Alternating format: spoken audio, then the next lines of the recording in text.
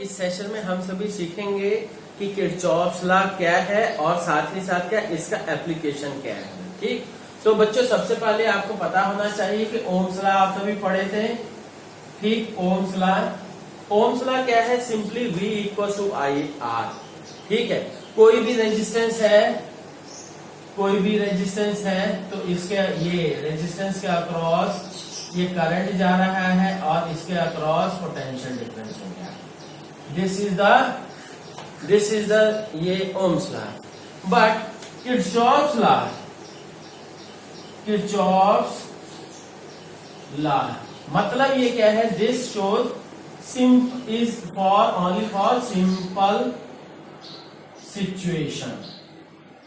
Is that clear? ये Ohm's law is applicable only for simple situation, but the Kirchhoff's law is for ये क्या है? For complex situations. Is that clear? For complex situations के लिए ये applicable है। ठीक, अभी हम सब देखेंगे कि कैसे कैसे कॉम्प्लेक्स सर्किट आएंगे। ठीक, तो अब ये देख लीजिए कि ओम्स अब देखते हैं कि किरचॉफ्स लॉ क्या है। किरचॉफ ने दो लॉ दिए, two laws. First is called junction rule, ये junction rule, and second one is the loop rule. ठीक है, जंक्शन का मतलब बच्चों ये जान लीजिए कि जहां तीन या तीन से ज्यादा का जॉइंट हो, जैसे ये हम कहेंगे this one is the junction. ठीक है, अब जैसे क्या है, कोई भी ऐसा रेलवे स्टेशन जहां से तीन तरफ को, वैसे सिंपली तीन या तीन से ज्यादा डायरेक्शंस में वो क्या है ट्रेन जाती हो, that will be called junction. आप कोई भी रेलवे स्टेशन का नाम सोच के देख लीजिए। ठीक, जैसे क्या है इलाहाबाद जंक्शन, वहां से कई जगह डायरेक्शंस में ट्रेन जाती है, पर वही क्या है कोई ऐसा स्टेशन सोचिए जिसपे केवल एक ही तरफ जाती है ट्रेन, एक तरफ से आएगी दूसरी तरफ जाएगी, that will not be called junction. ठीक, तो अब ये है जंक्शन मतलब तीन या तीन से ज्यादा का। तो अब ये है जंक्शन रूल। जंक्शन रूल के अनुसार क्या कहा कि बाय दिस कि total sum of electric current at any junction will be zero. ठीक है, बाय दिस देख लेते हैं।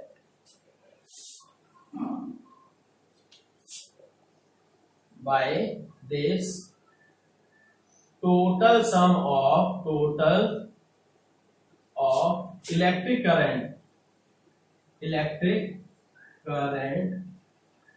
at any junction will be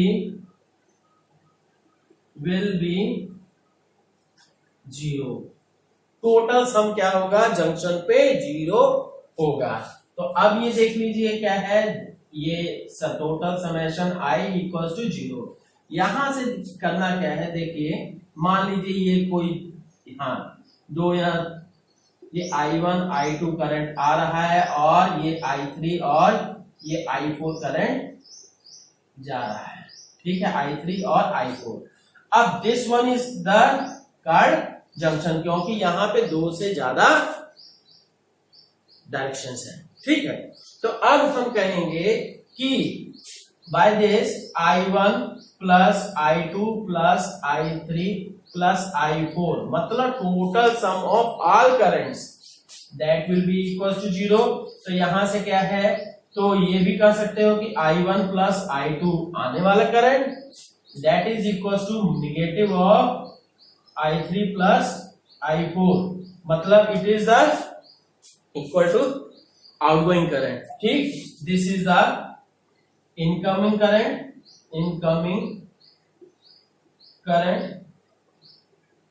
equals to this one is the outgoing current।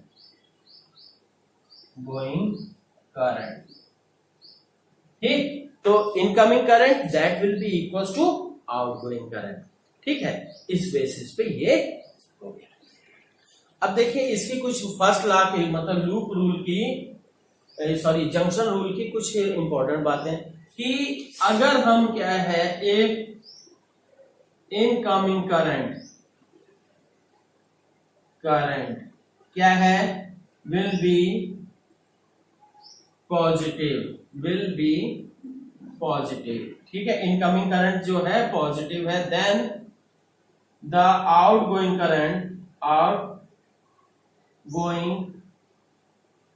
Current will be negative. अगर incoming current positive है तो outgoing current क्या होगा, निगेटिव होगा, ठीक, पहली बात। और दूसरी बात, जैसे कि यहाँ पे हम क्लियर एक्सप्रेशन में मिल गया है कि I1 plus I2 this is one is the incoming current and this one is the outgoing current के आगे निगेटिव लग गया है, या यही कहिए इधर, ठीक। तो अब एक चीज और दूसरी कि जितना करंट आ रहा है उतना ही करंट जा रहा है, ठीक है। तो इसका मतलब करंट किसके कारण से बनता है, that is due to charge per unit time. तो इसलिए आप कह सकते हो कि इट सिग्निफाइज क्या सिग्निफाई करता है, it signifies conservation of charge, ये कंजर्वेशन ऑफ चार्ज को शो करता है, ठीक है, सिग्निफाई करता है। अब देखिए बच्चों की लूप रूल क्या है, इसका ये क्या सेकंड रूल है, सेकंड लॉ है इसका, इसी को लूप रूल भी कहते हैं। लूप का मतलब क्या, क्लोज्ड पाथ, ठीक है। तो ये क्या है, जैसे मान लीजिए कि ये चीज कोई भी क्लोज पाथ, ठीक, ये अभी हम सिंपल सी बात बता रहे हैं, ठीक, this one is the closed, तो इसको हम क्या है एक लूप कहेंगे, इज दैट क्लियर। तो अब इसी का दूसरा ये कर दिया जाए, जैसे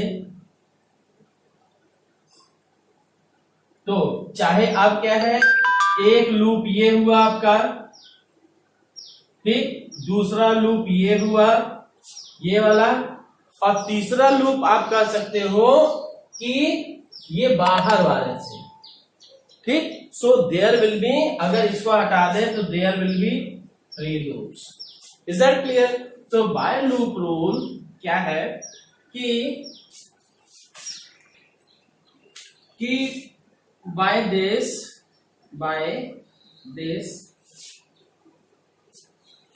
ये total sum of EMF in a closed loop, total sum of EMF in a closed loop will be equal to the product of किसका प्रोडक्ट होगा, will be equal to the sum of product of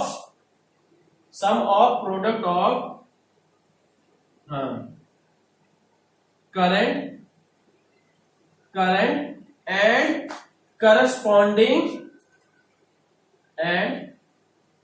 corresponding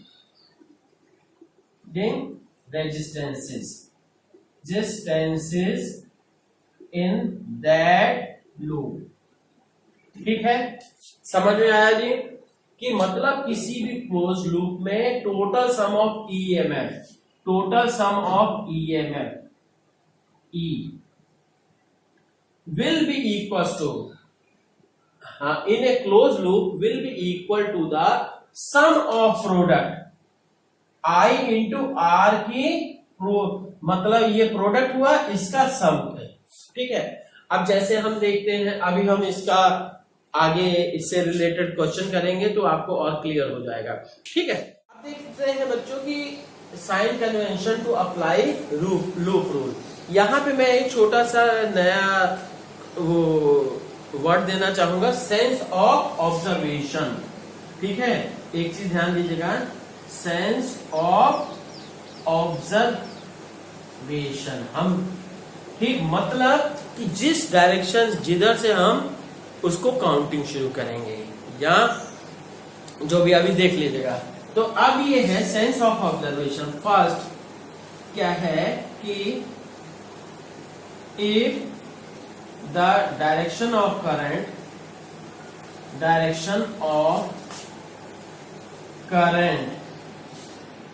will be along the sense of observation। ठीक, अगर direction of current sense of observation के along है, ठीक है, then I into R will be क्या होगा, then I into R will be positive. ठीक,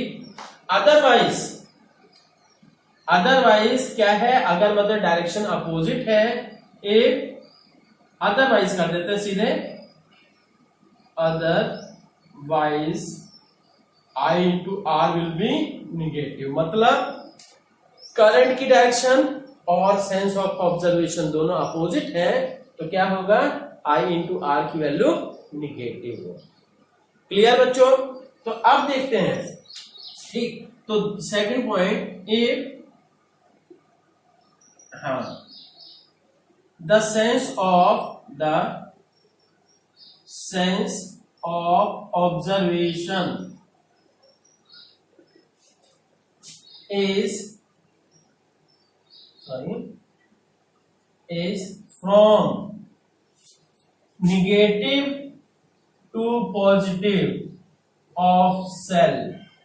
ठीक, देन अगर ऑब्जर्वेशन जो है निगेटिव, बैटरी के निगेटिव से पॉजिटिव की तरफ है, then E will be positive. Otherwise जैसे क्या है, इसका मतलब ये चीज, ठीक, इधर से, तो E will be, then E will be मतलब निगेटिव से पॉजिटिव की तरफ काउंट कर रहे हैं, otherwise E will be negative. तो बच्चों एक चीज ध्यान रखिएगा कि अगर आप किरचॉफ्स लॉ की, ये लूप रूल की ये स्टेटमेंट यूज करते हैं तो ये एप्लीकेबल होगा।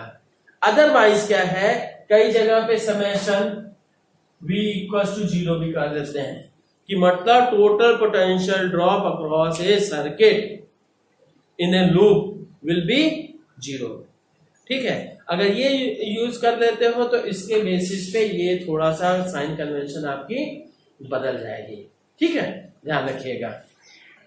अब बच्चों ये देखते हैं क्वेश्चन उससे रिलेटेड कि इसमें किस तरह से हम ये किरचॉफ्स लॉ को अप्लाई करेंगे। सबसे पहले ये देखिए कि ये जो तीन सेल्स हैं, 2 वोल्ट, 1 वोल्ट एंड 4 वोल्ट, ये चारों के तीनों पैरेलल में लगे हैं और फिर इनके साथ ये रेजिस्टेंस हो गए।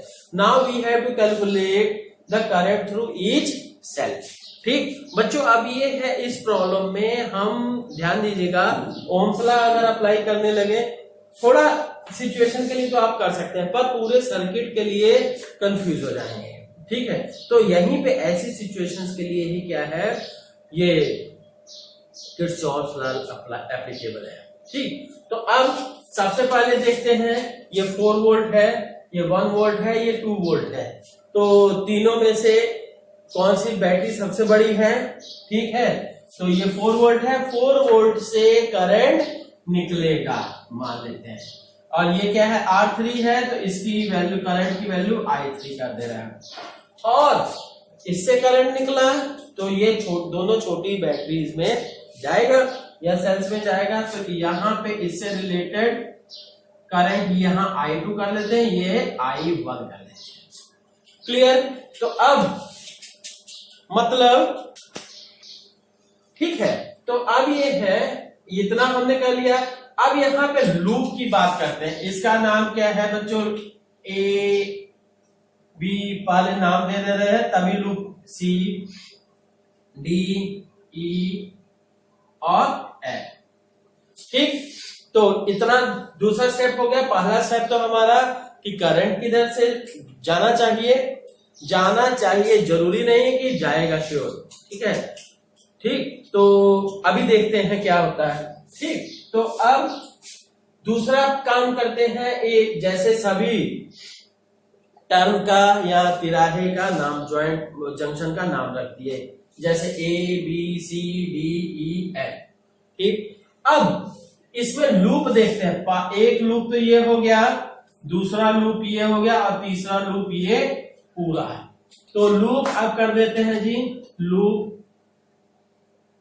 कौन सा लेना चाहेंगे? A B C F, A B C F और A। ठीक, इस लूप का नाम कर देते हैं 1। सर्किल गोला बना दिया है। अब इसके ऊपर ध्यान दीजिएगा कि यहां पे एरो हम डालेंगे, सेंस ऑफ ऑब्जर्वेशन। उसी के बेसिस पे हम क्या है, करंट की डायरेक्शन को चेक करेंगे। ठीक, अब मान लीजिए इसमें करंट, जैसे देखिए ये है ऐसी डायरेक्शन मान लेते हैं। ऐसी डायरेक्शन का मतलब क्या कि क्लॉकवाइज, तो ये हमने डायरेक्शन मान ली।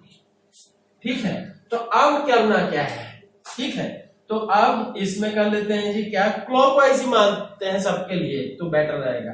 तो हाँ, अब सबसे पहले गए यहां A से स्टार्ट किए B तक, कोई रेजिस्टेंस मिला? यस। इसका इंटरनल रेजिस्टेंस बताया नहीं तो कोई मतलब नहीं। यहाँ पे क्या है, इसका इंटरनल ये रेजिस्टेंस है, तो करंट इससे रिलेटेड क्या है? I1 इंटू R1 की वैल्यू 4। अब ध्यान दीजिए, ऑब्जर्वेशन भी हमारी ऐसे ही है, करंट भी ऐसे ही है, तो क्या साइन लगेगा?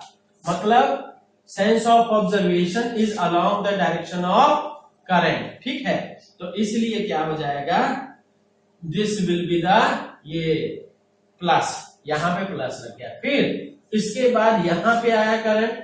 अब इस सेगमेंट में करंट क्या होगा, ध्यान रखिएगा, किसी भी सेगमेंट में, ठीक है, करंट सेम रहेगा। ठीक, तो अब यहां पे यहां C से F तक आए, पहले A से B तक गए थे, केवल 4 मिला, तो इसलिए I1 इंटू 4 प्लस लग गया।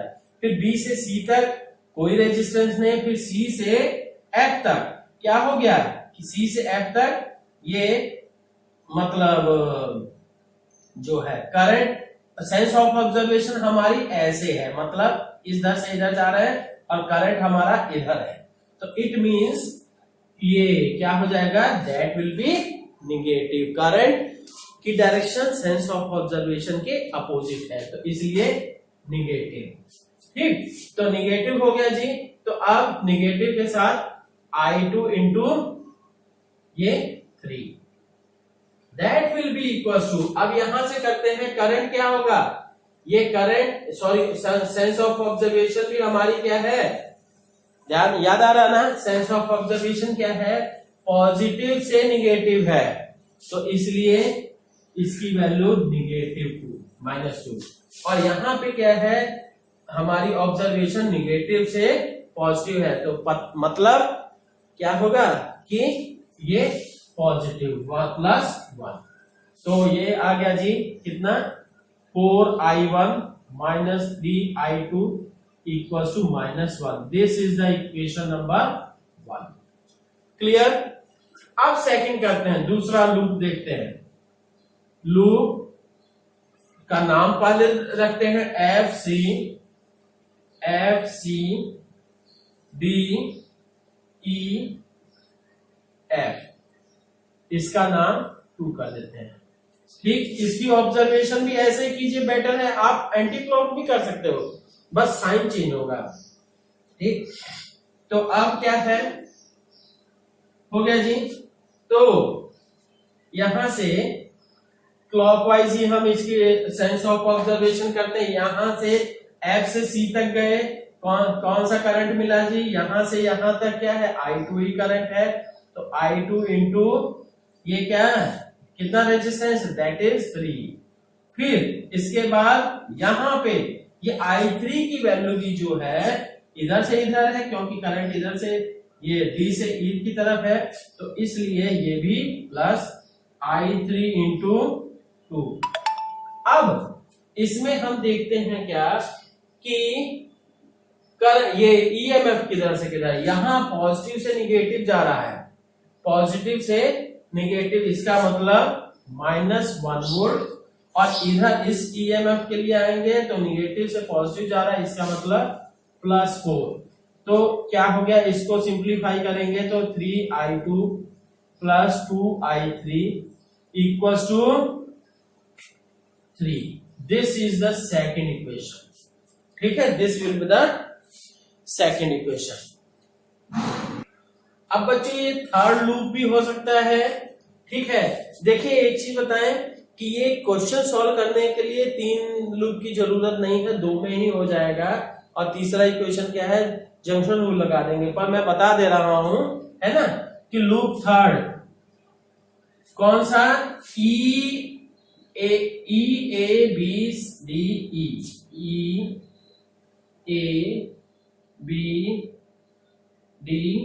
E। ठीक, ये पूरा लूप का बड़ा।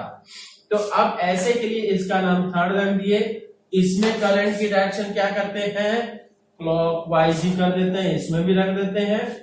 ठीक, नहीं तो आप एंटी क्लॉकवाइज लोगे तो फिर वही पॉजिटिव के स्थान पे निगेटिव साइन आ जाएगा और कुछ नहीं।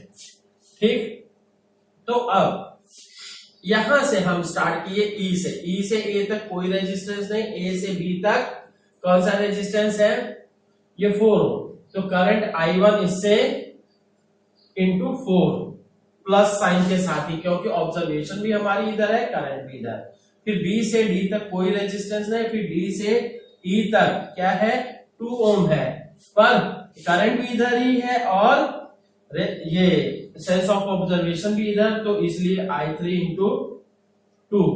ठीक, दैट विल बी, अब इक्वल कर देते हैं यहां E1 में से करंट ऑब्जर्वेशन, देखिए करंट की बात नहीं, ऑब्जर्वेशन की बात। ऑब्जर्वेशन किधर से किधर है, ये सॉरी पॉजिटिव से निगेटिव की तरफ है, तो दैट विल बी -2। और इधर क्या है, D से E तक के लिए ये निगेटिव से पॉजिटिव की तरफ जा रहा है, तो यहां 4 वोल्ट। ठीक, तो ये हो गया जी 4I1 + 2I3 equals to 2। Is that clear? तो this is the equation number 3। ठीक है बच्चों, अब इसके अलावा एक चौथी इक्वेशन सिचुएशन ये भी हो जाएगी बाय जंक्शन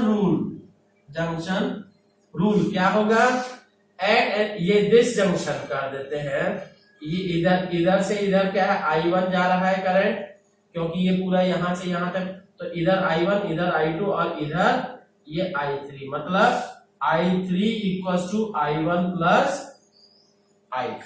क्लियर? तो अब ये है इन ये equation, this one first, second and third, and this one is the fourth equation. ठीक, after using only first, second and this fourth को ही यूज करके आप सभी फाइंड आउट कर सकते हो करंट कितना होगा। ठीक है, अब बच्चों ये देखिए, ये चारों इक्वेशन या कहिए 3 ही इक्वेशन को सॉल्व करोगे तो then you will get I1 will be equals to 2/13, I2 equals to 7/13 ampere and I3 will be equals to 9/13 ampere. And अब यहां पे ध्यान दीजिएगा कि ये पॉजिटिव ही करंट निकल रहे हैं, इसका मतलब जो हमने एज्यूम किया था कि I2 और I1 जो है करंट बैटरी के अंदर जा रहे हैं, तो वो सही है। अगर मान लीजिए कि करंट का साइन निगेटिव आता है, तो मतलब क्या होता है कि जो हमारी जो एजम्पशन है वो उसके अपोजिट है। ठीक है, जो हमने करंट माना है, अगर मान लीजिए जैसे सिंपल सी बात हम कहें, ये I2 के स्थान पे हम कर लेते हैं जी, सिंपली I1 के स्थान पे ये ऐसे होता है। अगर ऐसे हो जाता है तो क्या है, I1 की डायरेक्शन इधर और I2 की डायरेक्शन इधर, क्योंकि दोनों बड़ी बैटरी छोटी बैटरी को चार्ज कर रही है, ये भी हो सकता है। पर, तो इसका मतलब ये I1 की वैल्यू यहाँ निगेटिव आती, निगेटिव आने का मतलब कि जो हमने एज्यूम किया निगेटिव यहाँ, तो उसके अपोजिट होगा। तो स्टूडेंट्स इससे रिलेटेड क्या है, कम से कम 3-4 क्वेश्चन न्यूमेरिकल करिएगा, तो इससे आपका और कॉन्सेप्ट क्लियर हो जाए। ठीक है, थैंक यू।